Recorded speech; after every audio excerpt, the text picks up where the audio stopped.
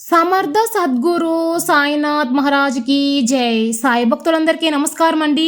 అందరూ ఎలా ఉన్నారు ఫ్రెండ్స్? మన సాయినాథుని దయ వల్ల అందరూ సంతోషంగా ఉంటారు అని మనస్ఫూర్తిగా కోరుకుంటూ ఈ వీడియో స్టార్ట్ చేయబోతున్నానండి.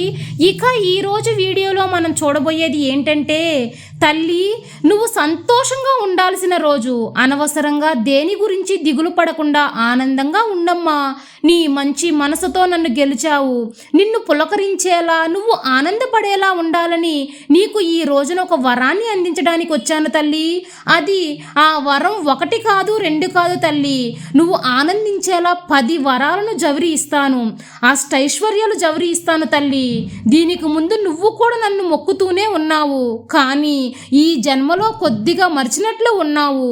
నీకైనా సరైన కాలం ఇప్పుడు నేను తీసుకొచ్చాను. అలాంటి కాలం వచ్చింది బిడ్డ. ఇవ్వకుండా ఎందుకు ఉంటాను చెప్పు?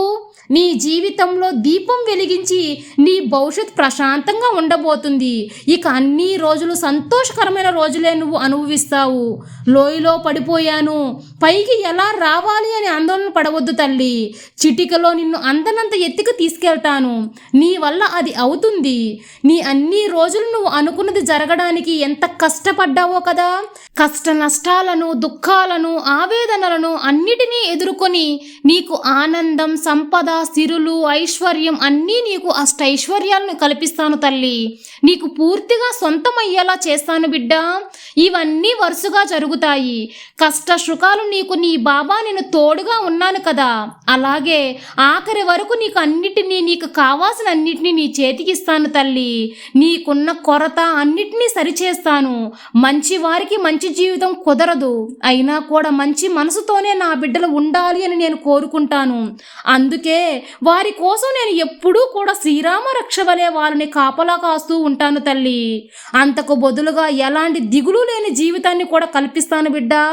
మిగతా వాళ్ళు ఇవ్వాలనుకున్నా, సాయం చేయాలన్నా ధనవంతులుగా ఉండనవసరం లేదమ్మా. నీకున్న దానిలో నలుగురికి ఒక చిటికుడు దానం చేసినా చాలు. నువ్వు చాలు చాలు అనేంత సంపద నీకు కల్పిస్తాను తల్లి. ధనాన్ని, ధాన్యాన్ని జవిరి ఇస్తాను. ఏం జరిగినా సరే దిగులు పడవద్దు, అన్నీ మారుతాయి. నీ మనసు ఆనందంతో తడిసిపోతుంది తల్లి. ఈ రోజు నీకైనది ఆనందాలను హద్దుకునే రోజు. ఇంతకు ముందు చేసినంతగా నీకు వచ్చి చేరుతుంది తల్లి. ప్రశాంతత ఎక్కడా, నెమ్మది ఎక్కడా అని వెతుకుతూ ఉన్నావంటే నీ జీవితం అంతా పూర్తిగా ముగిసిపోతుంది తల్లి. కాబట్టి చిన్న చిన్న విషయాలను ఆనందాలుగా మలుచుకో. నీ జీవితం తీయగా మారుతుంది. నీ జీవితంలో తీరనివన్నీ దక్కుతాయమ్మా. చాలు, నాకు ఈ జీవితం ధన్యమైనట్లే అని నువ్వు భావిస్తూ తృప్తిగా జీవిస్తావు. అతి త్వరలోనే నీ బాధలను తొలగించి తీయటి తేనె లాంటి తీపి భవిష్యత్తును నీకు ఇస్తాను. నిన్ను చూసి నవ్వే వారిని పట్టించుకోవద్దు. నీ కోసం ఎవరు ఏమి చెయ్యకపోయినా సరే నీకు అన్నీ నీ బాబాని నేను ఇస్తానమ్మా. నిన్ను వదిలి వెళ్ళిన వారు కూడా నిన్ను వెతుక్కుంటూ వచ్చేలా చేస్తాను.